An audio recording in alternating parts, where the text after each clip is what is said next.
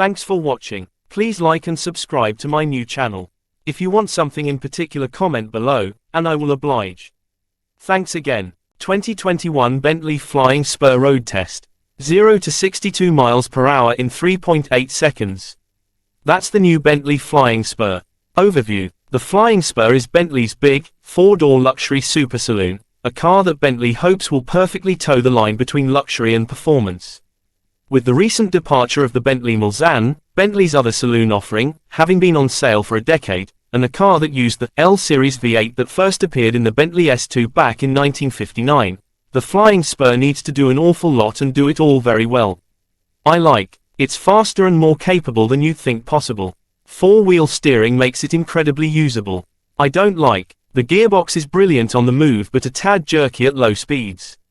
Adaptive cruise control isn't standard but part of a £6,000 pack.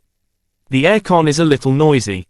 Design. The old Mulsanne was an imposing 5.7 meters long. The Flying Spur is shorter, but at 5.3 meters long and 2.2 meters wide, that's longer than an extended wheelbase Range Rover, it is still absolutely massive.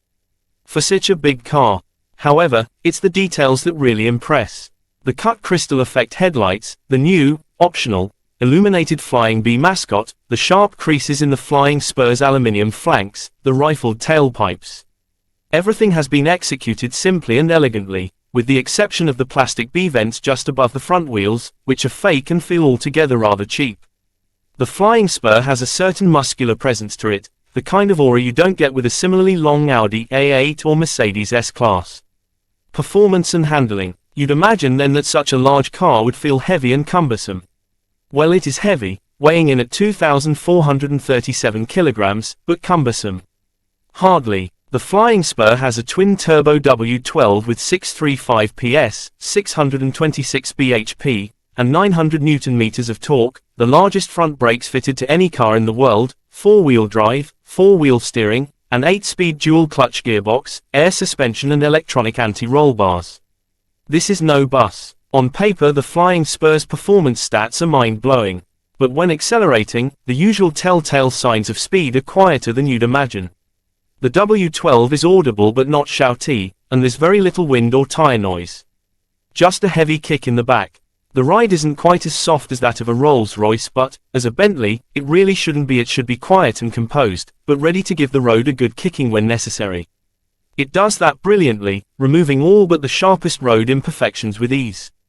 The new Flying Spur has 4 drive modes, namely Sport, B, for Bentley, as you might imagine, and the default mode on Startup, Comfort and Custom, all of which affect the air suspension, the gearbox, the engine response and torque distribution. For the long-distance cruise you'll want Comfort, for the relaxed drive over mixed roads you'll want B, and for the times when you want the car most awake you'll want Sport. For a car this large and this heavy, the Flying Spur should not be able to stop or steer anywhere near as well as it does.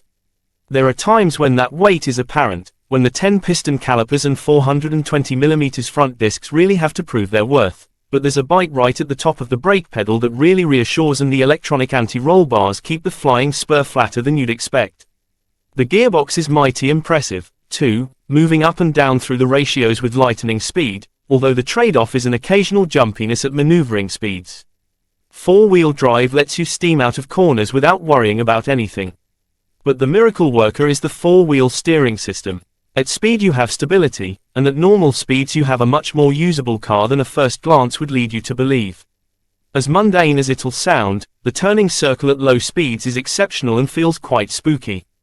The turning circle of a Honda Civic is 11.3 meters, while the turning circle of a Flying Spur is 11.05 meters. Interior, with the exception of the 3D leather on the door cards, part of the £9,535 Mulliner driving specification. Which is impressive to look at but feels a tad odd. The super soft cushion head rests in the back that you don't get in the front, and slightly noisy aircon. The rest of the car is so quiet, there's very little to dislike in the Flying Spur's interior. The seats, front and back, are comfortable and supportive, helped by their seemingly infinite adjustability but also by the fact they are heated, cooled, and offer 5 different types of massage with 5 varying levels of intensity. The leather is visibly hand-stitched. And perfectly imperfect. Every button and every stalk is well finished and sturdy, and there's a jewel-like knurled finish to so many of the controls without it feeling chintzy. The best part of the interior, though, has to be the central rotating display. It's 4,770 pounds, but at the touch of a button the center of the dash rotates to change from just a smart, blank space to reveal a 12.3-inch touchscreen or 3 analog dials, an external temperature gauge, a compass and a stopwatch. It looks brilliant and it includes 40 moving parts, has its own ECU and took 3 years to design. Again, it's all in the detail. Technology and features. Alongside the rotating screen and the massaging seats, there's plenty of useful tech everywhere. The instrument cluster is digital. Although the hardware is shared with a few other cars from the Volkswagen Group, there's 4G, Apple CarPlay, Android Auto, wireless charging, double glazing, soft close doors and so on. There's a removable smartphone-sized screen in the rear, too, which can be used to set the cabin temperature or conceal the winged bee. Frustratingly, adaptive cruise control, lane keep assist and a head-up display are all part of the optional touring specification, which also includes a night vision system, at a cost of £6,290. You would have thought £168,300 would get you adaptive cruise control, wouldn't you? Verdict: the Flying Spur does things the old Mulsanne couldn't and wasn't supposed to do. The Mulsanne was a capable brute, but the Flying Spur is faster, cleverer and better to drive. It is a shame that wonderful 6.75-litre V8 has gone, bringing to an end a 61-year story, and perhaps the W12 is less characterful, but what it might not have in rumbly charm it makes up for in capability. Forget that there are some Volkswagen bits and bobs dotted around, most you can't see, a few you can. The way this cossets and confounds in equal measure makes it a proper Bentley.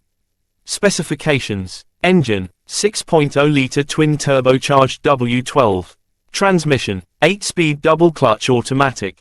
All-wheel drive, 0 to 62 miles per hour, 3.8 seconds. Top speed, 207 miles per hour. Fuel economy, 21.9 mpg.